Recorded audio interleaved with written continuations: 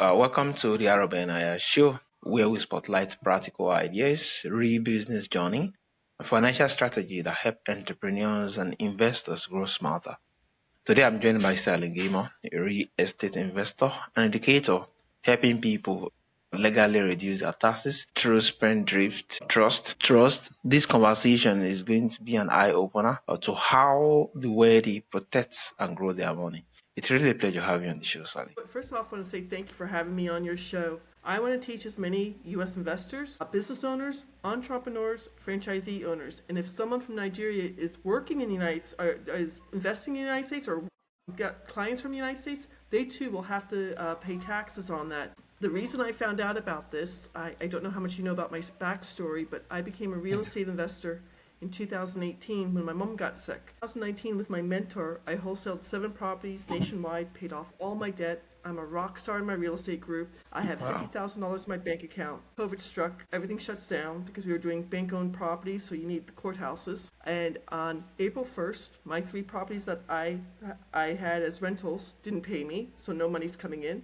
And on April 4th of 2020, my CPA actually called me to say congratulations that I made so much money in 2019. My tax bracket went from 22% to 24%, and I owed the federal government $94,000 in capital gains. I'm like, I have $50,000 saved. That's all I've got. And he's like, oh, I'll put you on a payment plan. Set an appointment with me. I'm like, no. I don't want it. It was this crazy roller coaster that I thought there has to be a solution. So I cried myself to sleep that night. Next morning I wake up.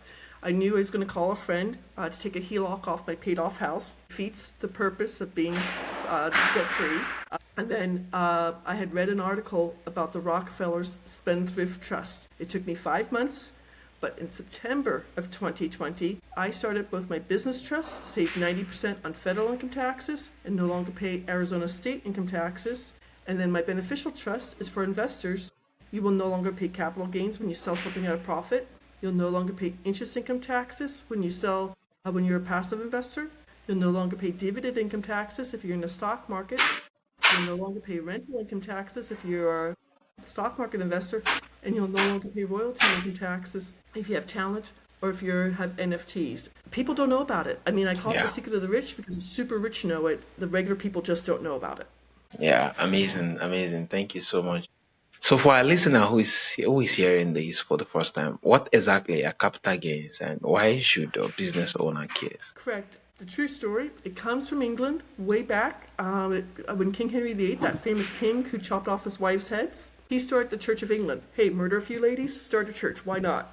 He goes to tax the lords and ladies of England. They went back to the 13th century, the Magna Carta. They came to King Henry VIII and said, this is contract law, you can't tax us. It came to the colonies while we were still part of England. The law firm I work on behalf of inherited a trust that turned 350 years old in 2023. So this is being recorded in 2026. It's 353 years old.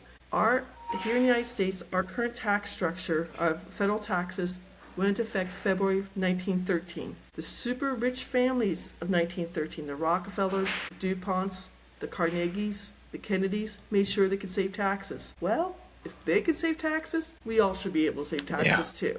Yeah, amazing.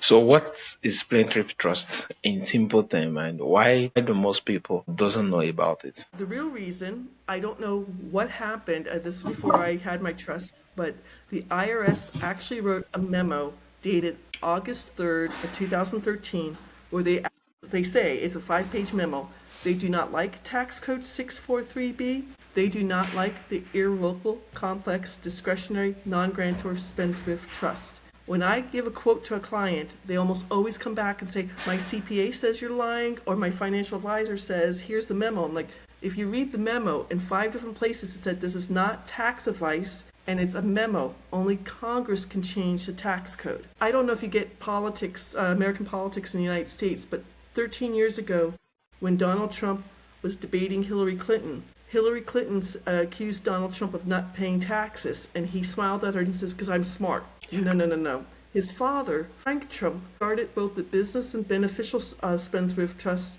in 1972 when both Frank and Donald Trump got sued by the city of New York. I have a New York Times article where Frank Trump says, "I will never be sued again." That was his whole reason for starting the trust. Our current president is a trust baby. Yeah, wow. That was really amazing. And the fact that, yeah, the big men, they're actually more like the big names, the Rockefellers and the others, have a system of actually more like locking their funds up in a way that it doesn't tax them more every now and then. And it's really amazing. So how is Spendthrift or trust different from the normal traditional family trust?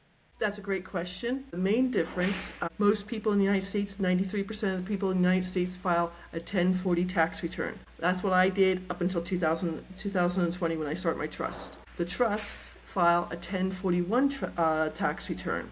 The law firm I work on behalf of, there's 5 different trusts that the Harvard law professor wrote 78 years ago. Not a single trust has been audited.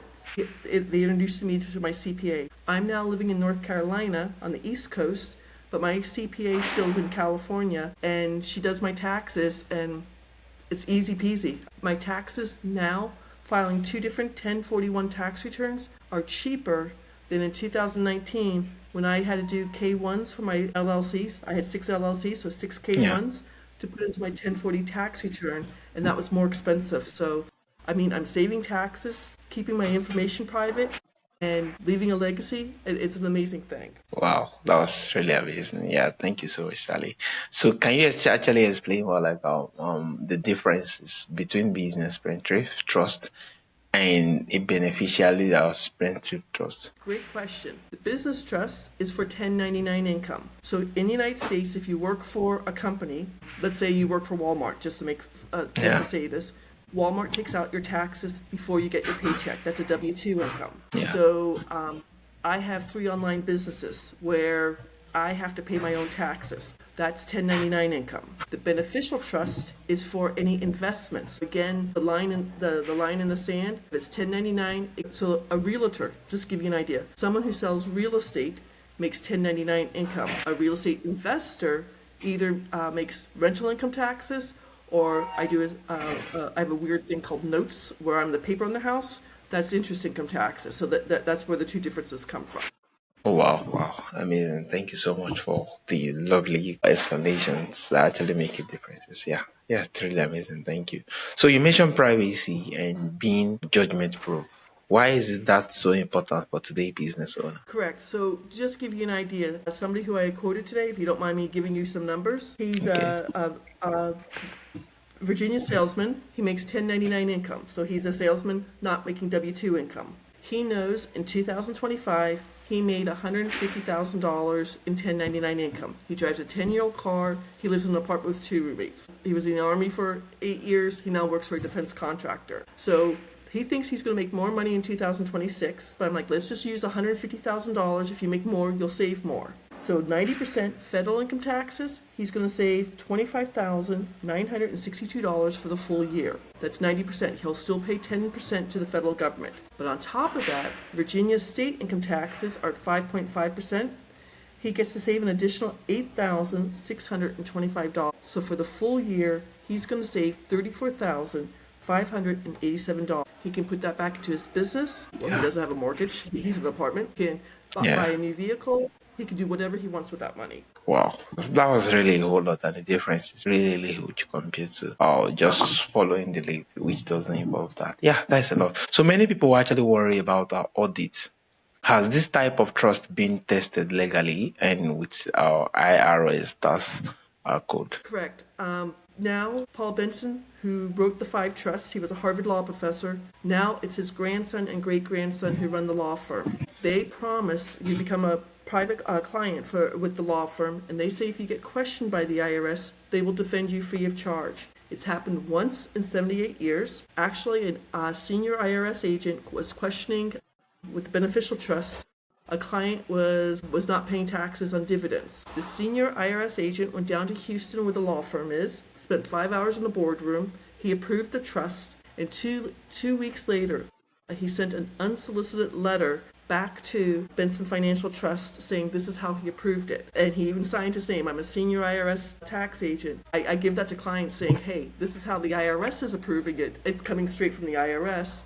And my clients are like, well, my financial advisor says that they're going to change it. I'm like, too many presidents, the Kennedys and the Trumps, too many congressmen, too many senators.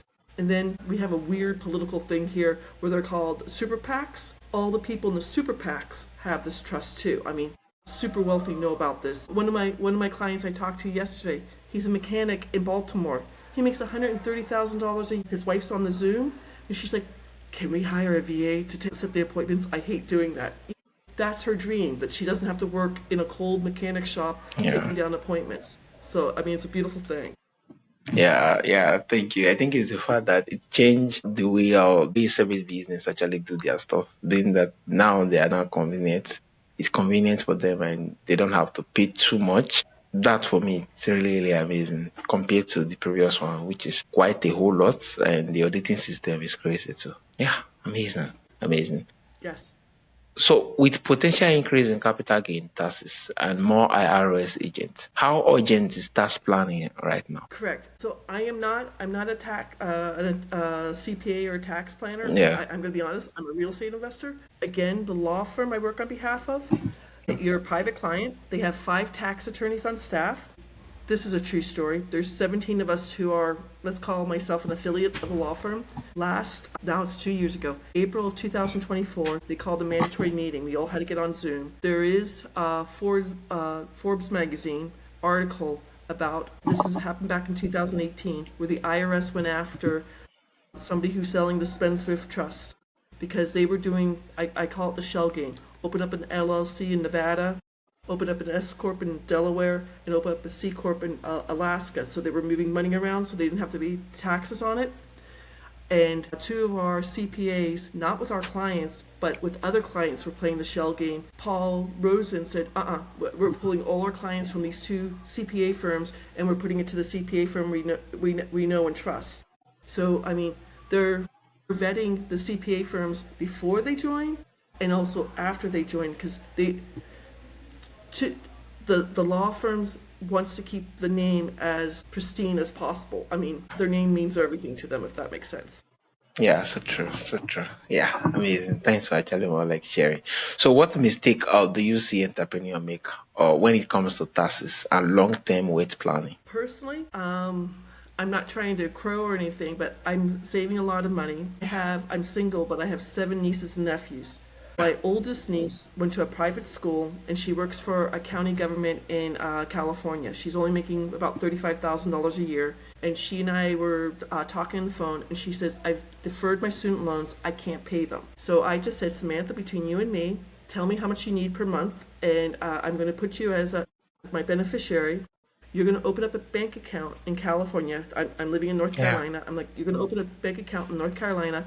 I'm going to put money into your account and you're going to write the check or move the money to pay your student loans." And she's like, "You're going to do this for me?" I'm like, "Well, this is between you and I only." Well, Samantha tells her 2 sisters at Christmas of 2024, "Hey, Aunt Sally's paying my student loans." And I'm like, "Oh, jeez."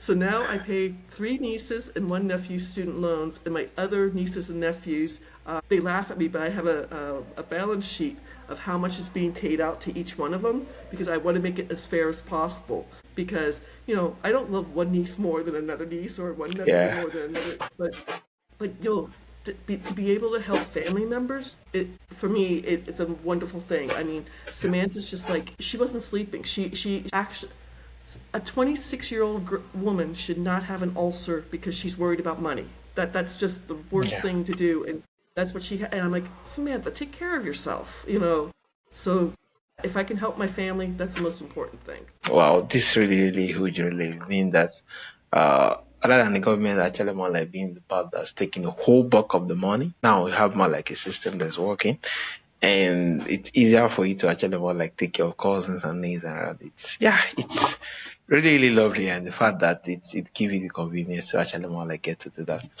So Sally, tell us about the cycle of wealth, 5 simple steps. Who is it for, and why did you actually make it accessible? Great question. My thing on TikTok, I've got 26,000 followers on TikTok. Oh, that's a lot. I have four nieces, and they're like, "Did you get TikTok ads, Sally? Don't dance. You can't dance." So I'm like, and now they're like, "How many followers?" I'm like, "Yeah, I've got a lot of followers." So, um, I say if someone makes $100,000 gross before you take anything out, so hey, I just made $100,000 in 1099 income, they will save five figures in taxes yearly with that. Here in the United States, 7 states, Florida, Texas, South Dakota, Tennessee, don't have state income taxes. So their savings will be a little bit less. My whole goal is teach somebody. Maybe you don't need it today. Maybe Yeah. you need it in 6 months, or maybe you need it in a year. But at least learn from. I don't want to say my mistake. I mean, my $94,000 tax bill, and it took me 5 months for this research. If I can help other people cut the time down, to 5 months and not have a $94,000 tax bill, I'm doing what I need to do. Yeah. Yeah. That's why. Thank you. That's why. Thank you for having me on your podcast. Yeah, thank you so much. Yeah, yeah, amazing. Thank you, Sally. So for everyone, for someone listening on today who feel overwhelmed or by taxes, what is the first smart step they could actually start today? Correct. I mean, my father was military. I was in the Peace Corps for 2 years in Eastern Poland. I'm not anti-American, but if there's a legal way to do this, why wouldn't I Yeah. take advantage of it? I get people saying, we have to pay taxes. Like, no, you don't. There's a legal. Yeah, yeah, yeah. Thank you, Sally. So, Sally, for my audience who actually want to reach out to you, who would love to hear more about this conversation, who wants to connect with you and want to learn more from you, where can they reach out to you and where is the best platform? Fantastic question. If you don't mind me asking, in Nigeria, what's your native language? Is it French or English. English? Okay. I have a free class on the Great Discovery. Have you ever heard of the Great Discovery? No, I have. But my older brother is a Six Sigma, Black Six Sigma. It's how you, well, if you go out to my first name and my last name squished together, so www.sallygimon.com, you're going to register at the Great Discovery as a free learner. The class is called Save U.S. Taxes, and it can be translated into 165 different languages. Do Oh, you mind if I wow. tell you a quick story? Yeah, yeah, I really love it. A husband and wife who live in San Francisco. Their first language is Korean. I can't even speak Spanish, let alone Korean. They watched the video. They watched my video on the Great Discovery in Korean. They get on the Zoom with their adult son, whose English was better than mine, and the father's like, he's like, I know my the son's reading the information and explaining, and the father's like, in Korean, saying to the son, give us the contract. We were able to save the mother and father. They have 3 laundromats in San Francisco. They're going to save 90% on federal taxes and no longer pay California state income taxes, $82,000 a year. Oh, And the son's just, wow. And the son's like, there's 2 sons. They don't want to take over the laundromats. you're on So when demand, they go yeah. to sell the laundromats, they won't have to pay capital gains on that. Wow, wow, that's a whole lot.